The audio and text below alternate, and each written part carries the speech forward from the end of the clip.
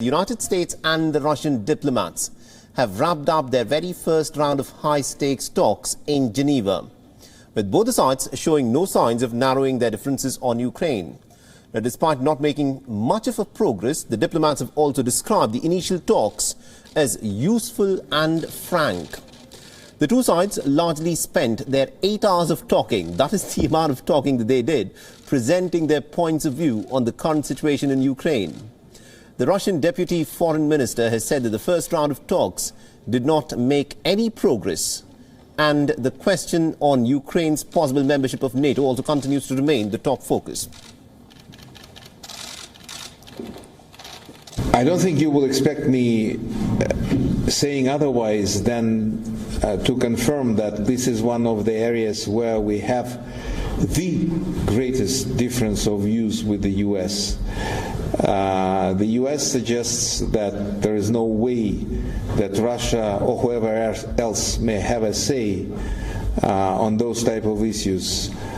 But we underscore that for us it's absolutely mandatory to make sure that Ukraine never ever becomes member of NATO. The U.S. Deputy Secretary of State Wendy Sherman has said that the United States has offered to make reciprocal moves with Russia to de-escalate tensions, but has also renewed warnings of major costs if Moscow were to decide to invade into Ukraine. And also the American ambassador to the United Nations, meanwhile, has said that the United States and also its allies are prepared to impose enormous costs on Russia's economy if Russia launches any attack. Russia chooses the path of conflict. The United States, our partners and allies, have been clear. We are prepared to impose enormous costs on Russia's economy, reinforce NATO's presence in frontline allied states, and increase our defensive assistance to Ukraine. Now, the talks in Geneva were the first of the 3 sets of talks taking place this week, and there will be Russian consultations with NATO in Brussels on Wednesday.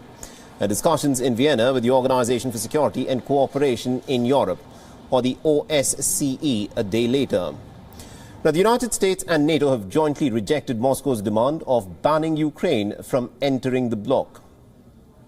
Now, Moscow has laid out a detailed list of security guarantees, which also includes a demand that NATO give up its military activity in Eastern Europe and Ukraine. Now, Russia's military build-up along the Ukrainian border has sparked concerns of a possible military escalation between Russia and Ukraine. Russia, however, has denied claims of any invasion plans into Ukraine. And WION's correspondent Nick Harper has been tracking the story very closely for us, has sent us this report from Washington, D.C. Listen in to what he's had to say.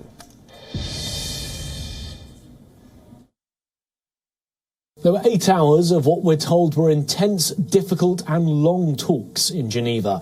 And as expected, there was no breakthrough.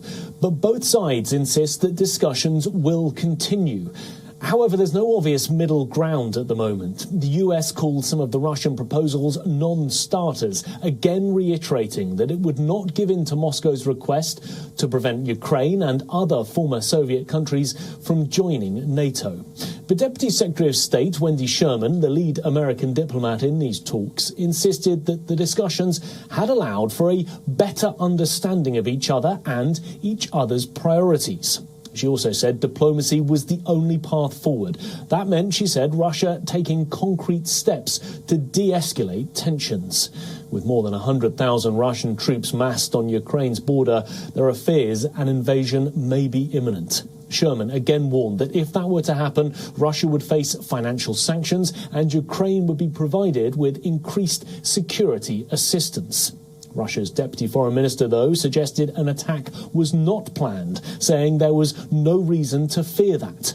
US President Joe Biden and Russian President Vladimir Putin have spoken twice over the last month, with the American leader pushing for a peaceful resolution to the growing tensions. Nick Harper, Washington. WION is now available in your country. Download the app now and get all the news on the move.